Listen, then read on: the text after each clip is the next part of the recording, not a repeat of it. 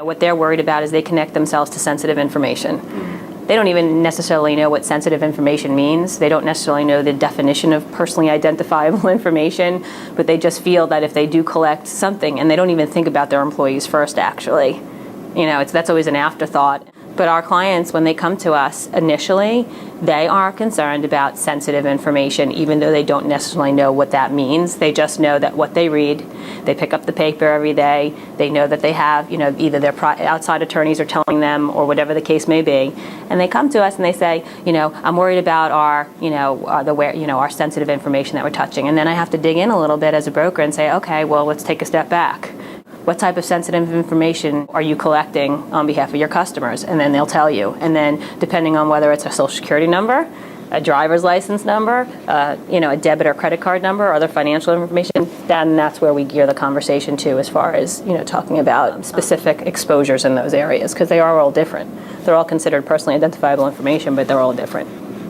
After 5 minutes of having a conversation with most of our clients, they are completely drawn into the conversation. Almost always.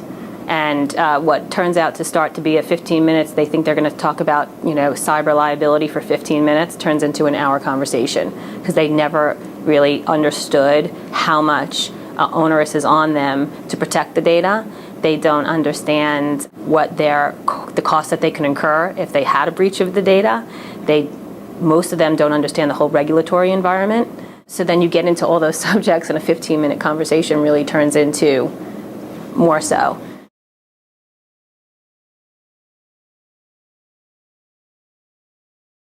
No, you don't turn the clock back, but you start to get more focused on it. Something that was not a concern for them is now a concern for them.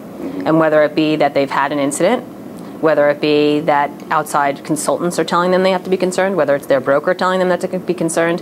And many times we have very educated clients that understand it within themselves and then come to us and say, hey, Meredith, I know this is an issue for us. Are we properly insured here? And then you need to kind of guide us in this direction.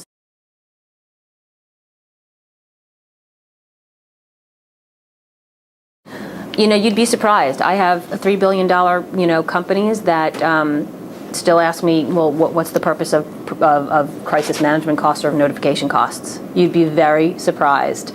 So it's the individual people at the insured, at the client.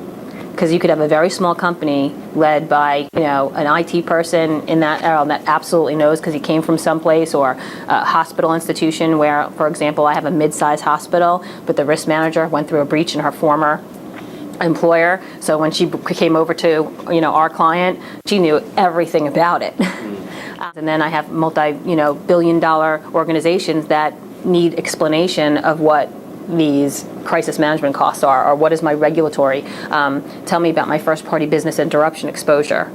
So it really all depends on who is leading the insurance and risk management at the individual insured and client.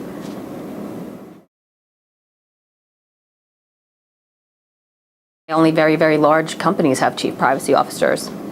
Very few of our clients have chief privacy officers. Now, that does not mean that they're not called something else. They might be chief information officer, and that includes privacy officer. It might be the COO that has responsibilities for privacy. But I have very few clients that actually have the title of chief privacy officer.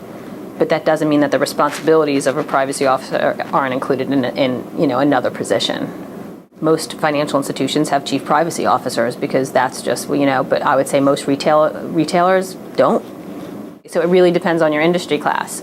Absolutely. In any large financial institution, whether it be banking or insurance or, any type of financial giant investment, almost always there's a chief privacy officer or someone of that, within that, chief technology officer, chief privacy officer, and in some cases CIO too. And those are in the larger ones, not in the smaller ones. However, outside of financial institutions, you may or may not find that position, and it may or may not be called something else. And you sit down and you meet with all these individuals, and you get to know what their roles are within the organization.